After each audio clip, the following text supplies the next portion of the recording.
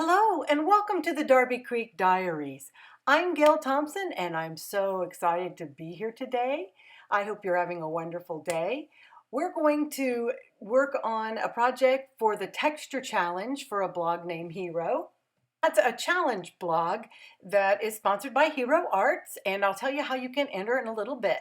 This is the September 2021 My Monthly Hero Kit, and the instructions on the back will show you how to use this layering stencil set.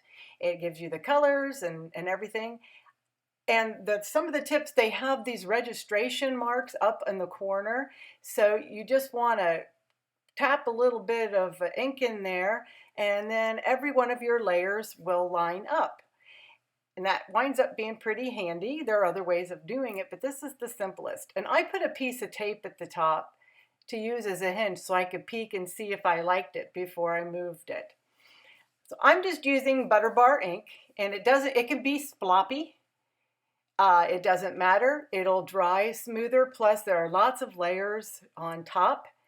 I'm layering my second layer, registering up with those squares and making sure it's perfect. Although, it doesn't have to be absolutely perfect. They're pretty forgiving. And I'm going to use caramel ink.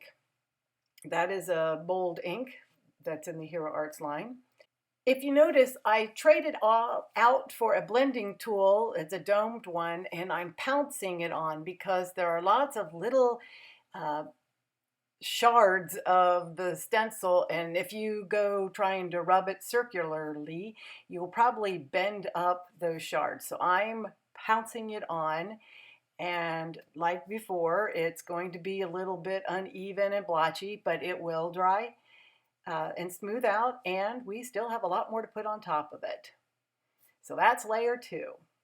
Now we're coming on to layer 3, which is more of the centers, and lining them back up with the squares again, and making my hinge. I'm using a darker root beer ink, and I've hopped back to a blending brush because it's pretty, solid. And just applying color, not taking a bunch of trouble, just getting the color down. It's a very, very dark brown. It's almost a black. I'm not taking a bunch of care here either. Just getting that color down. And we're getting closer. This is layer 4. This is the bottom layer of the leaves, still lining it up with the squares. The edge of my water mat has a lip, and I have it backed. You can't really see it at the bottom, but I have it backed into that. Then there's key lime fizz, not frizz, that's my hair. And I'm pouncing on this as well because there are some pointy things that I just don't want to lift it up. And I'm trying to get the color fairly heavy because this is a lighter color. It came with the kit. The kit had 4 inks with it, and I'm trying to use everything that's in the kit, which as of right now is still available. But you could do this with any layering set you have. I'm doing the very center of the sunflowers and the second layer of the green, and I'm going to be repeating the same 2 colors I used, just adding to the top. This is a great way to stretch your inks. You don't have to have every single color. You just can layer them up and it'll get darker and darker. So that's what I'm doing. I'm pouncing that key lime fizz on the top of those leaves. This takes 0 talent, which I've always said is perfect for me. And it'll come out pretty no matter what you do. And we're going to pop in with that, I believe it's root beer, yes, as the top, and that was the one we used before. And I'm going to just splop the color there on top. Now, I noticed I cleaned the stencils. The inks, really good inks, they do stain, and it doesn't hurt your stencils. But I noticed that the yellow did kind of stain, and not all of them do.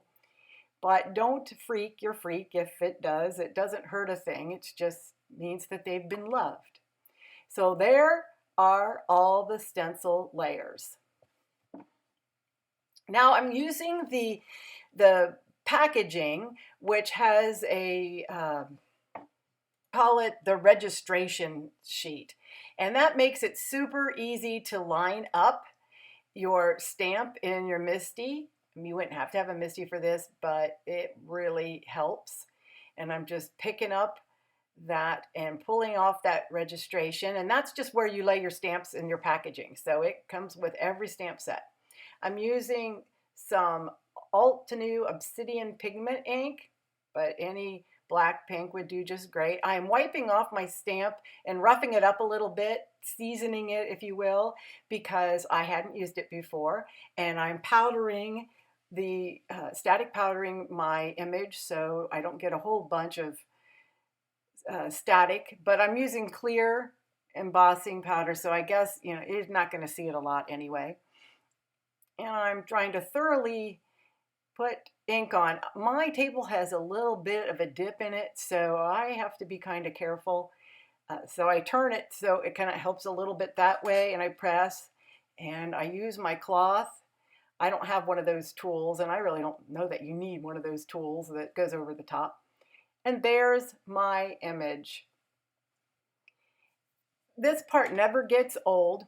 I'm going to dump some clear embossing powder over the top, and all of it's going back in the jar that you don't use, or at least what I don't spill. So be generous, make sure you cover the whole image. This cardstock was pretty stiff, so I had a hard time getting it all in there, but I had that piece of paper underneath, and I'm going to go ahead and dump it in from there. And I always put my lid on because I can't tell you how many times I've dumped things over. I'm getting my embossing tool hot before I take it to the paper. It helps alleviate warping. Plus, you don't want to overheat embossing powder. It'll just soak right into your paper and you won't have your beautiful shine. And it just amazes me what this looks like. I never get tired of this. It's 20 some years or 30 years, I don't know how long it's been. I still am amazed how quickly and how magical this is. Now I missed a couple places, so I decided I would just take a little paintbrush and use the Key Lime Fizz ink, and I just filled it in. I mean, how easy is that? No one will ever know that my stencil, I must have had it just shifted a little bit. The die that's included fits over it. It does have a little outside edge, the white. I'm not as thrilled with that. So I take the Memento Tuxedo Black pen and I finish off the sides. I just think it looks better. It just gives it a little more professional, less die-cutty look, I guess, is what I'm looking for. And this is a little tricky. I always take the tip from the bottom, because that way if your marker slips, it slips on the back side and not the side that your image is on. Ask me how I learned that. And this takes a few minutes, but it really is worth it. And there is our completed image. Now I'm going to give it a little bit of texture because texture was the challenge. So I'm using carbon paper, which I know a lot of you young folk probably don't even know what that is, but a piece of tracing paper, carbon paper, whatever. And I'm using that registration sheet flipped over because obviously I flipped the image over. I'm just going to draw where the centers of those sunflowers are. It doesn't have to be exactly perfect, but you know, pretty close. And so that's super easy. Then I check to see that that's there on my image, and it is. And that's the guide I'm going to use to give us a little bit of a raised center. Now I'm getting out my dry embossing tools. This came out of a set many years ago from Fiskars, but you know, it's anything that's got the little balls on the end. And I was just putting it on my mat, making a circle. And then I realized, well, duh, Gail, you have a texture kit from Sizzix that Tim Holtz brought out a few months ago, maybe 6 months ago. See where I've got the round texture there? So we've got it started. That is what you'd call debossed. So I got my kit out because this pad would make a lot more effect. And I got the big ball out because I don't want to, put a hole in my paper. You can mist it if you want. This was pretty heavy cardstock, so I thought it could kind of take the beating. And all I'm doing is just coloring in, theoretically, the circles using the debossing tool. You can kind of see it there. And just going along. Now where there's detail, I decided to take a smaller tip. That kit comes with 2 tools that have 2 tips on each tool. I guess I'm going to color this one in first and then go back. And now I'm going to get the smaller tool. There we go. That way I could get into that detail a little bit better. And this, it's super, super easy, and it does, I think add quite a bit to the finished flower. There you go. And I decided, since they weren't flat, I of course go overboard. So I decided to take the really small tip and kind of stipple the back to give the effect of, the little seeds. I don't know that it really does, but it made me feel good. And you can see them. It kind of looks more like it has chicken pox, I think, but I left it because texture is the thing. I'm going to give it texture. So there is that done. Nothing, I guess, is done enough for me. So now we're going to start building our card. I'm using an embossing folder here. It's called Lots of Dots. Sunny Studios, I believe.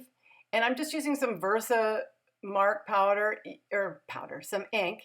And it's very, very subtle, but I put it on the raised side of the dots and ran it through my folder. And I'm going to use this debossed part.